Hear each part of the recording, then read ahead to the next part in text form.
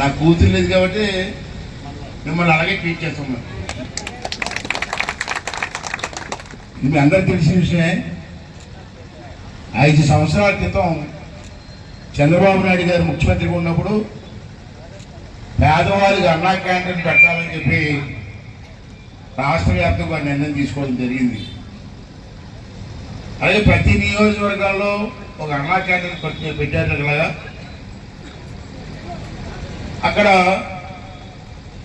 ఉదయం టిఫిను, మధ్యాహ్నం భోజనం, రాత్రి భోజనం పెట్టి ఏర్పాటు చేశారు.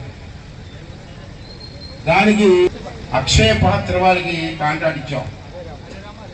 హరే రామ హరే కృష్ణ అంటారు కదా, వాళ్ళే వంట చేసి తీసుకొచ్చి ఇక్కడ భోజనం పెడతా ఉంటారు. రోజుకి కొన్ని లక్షల మంది భోజనం చేస్తారు రాష్ట్ర వ్యాప్తంగా. కానీ మన గత ప్రభుత్వంలో మీరు చూశారు, తీసి పారేశారు 5 సంవత్సరాలు. అప్పుడు పద్మా నేను అనుకున్నాం, సరే ఎక్కడున్నా లేకుండా నర్సీపట్నం మనం పెడదాం, మన సొంత డబ్బులు పెడదాం అని చెప్పి ఇద్దరు అనుకుని అన్నపూర్ణ అక్షయ పాత్ర అని పెట్టున్నాం.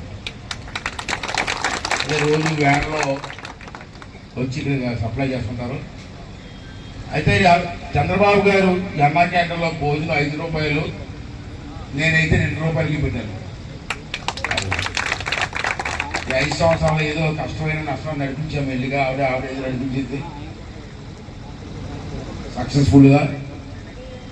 మళ్ళీ చంద్రబాబు నాయుడు మళ్ళీ ప్రభుత్వం మనకు వచ్చింది, మళ్ళీ అన్నా క్యాంటీన్ పెడదామని చెప్పి ఉద్దేశంతో మళ్ళీ ఓపెన్ చేస్తున్నాం. ఇవాళ అన్ని రాష్ట్రాలు అన్ని నియోజకవర్గాలు కూడా పెడుతున్నారు. ఇంకా 75 ఉన్నాయి. 75 మనం ఓపెన్ చేస్తాం, మిగతా 74 రేపు ఓపెన్ చేస్తాం రాష్ట్రంలో.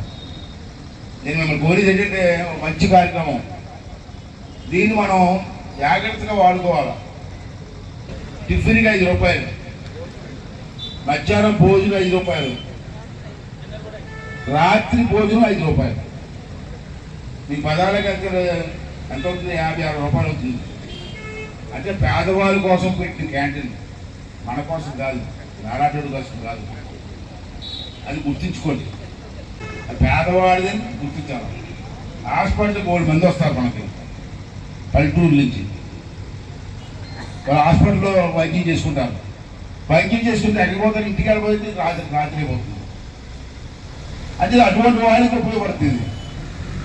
అంటే నర్సీపట్నం వాసిన కోరిక ఏంటంటే, పేదవాళ్ళు తినాలి వద్దంటే నేను వద్దు, మీకు పడిపోయి కొట్టడం. అవకాశం ఉన్న వాళ్ళు కూడా వచ్చి తిరగాలి. అలాగే చెప్పి అన్నాను, మీరు బాధపడుతుంది.